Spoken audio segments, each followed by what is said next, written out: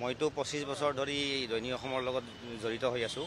25 বছৰৰ সাংবাদিকতা অভিজ্ঞতাত পি.জি. বৰুৱা ছাৰৰ পৰা বহুত শিকিছোঁ। পি.জি. বৰুৱা ছাৰৰ এটা কথা আছিল, দৈনিক অসম কাকতখন তেওঁৰ মানস পুত্ৰ বুলি কৈছিল। 1965 চনৰ 4 আগষ্টত দৈনিক অসম জন্ম হৈছিল। তেওঁ নিজেও কলিকতা ইউনিভাৰ্চিটিত পঢ়িছিল। তেতিয়া নোবেল প্ৰাইজ যে পাইছিল আমাৰ অৰ্থনীতিৰ, অমৰ্ত্য সেনৰ সৈতে একেখন বেঞ্চতে বহি কলিকতা ইউনিভাৰ্চিটিত পঢ়িছিল।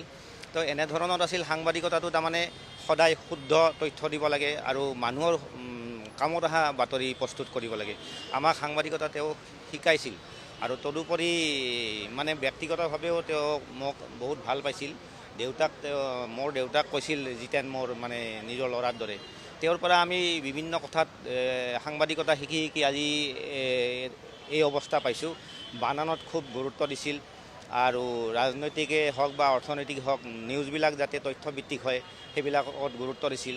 আৰু তেওঁৰ এটা উল্লেখযোগ্য কথা হ'ল 1962 চনত ভাৰত চীন যুদ্ধৰ আগত যেতিয়া দালাই লামা তিব্বতৰ পৰা পলাই আহিছিল, দালাই লামাৰ প্ৰথম ইণ্টাৰভিউটো পি.জি. বৰুৱা ছাৰে লৈছিল। পি.জি. বৰুৱা ছাৰে কলিকতাত থকাৰ সময়তে ষ্টেটছমেন কাকতৰ চাব এডিটৰ আছিল। তেওঁ চাব এডিটৰৰ দায়িত্বটো আছিল এই এডিটৰিয়েল পেজৰ চিঠি পত্ৰ শিতান, মানে বিভিন্ন ধৰণৰ চিঠি আহে শুদ্ধকৈ কেনেকৈ প্ৰকাশ কৰিব লাগে।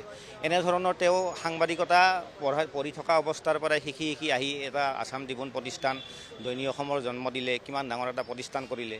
আৰু তেওঁৰ মানে কৰ্মচাৰী সাংবাদিক মানে বেলেগ ধৰণৰ নাছিল, নিজৰ ঘৰৰ মানুহ বুলিয়ে ব্যৱহাৰ কৰিছিল আৰু সকলোকে মৰম কৰিছিল। আৰু তেওঁক আমি ভগৱান সদৃশ বুলি ভাবিছিলোঁ। এইখিনিয়ে মই ক'ব বিচাৰোঁ। আমাৰ অন্যনতা আছিল তেওঁ, এনেকুৱা মানুহ আমি আৰু কাহানিও নাপাম।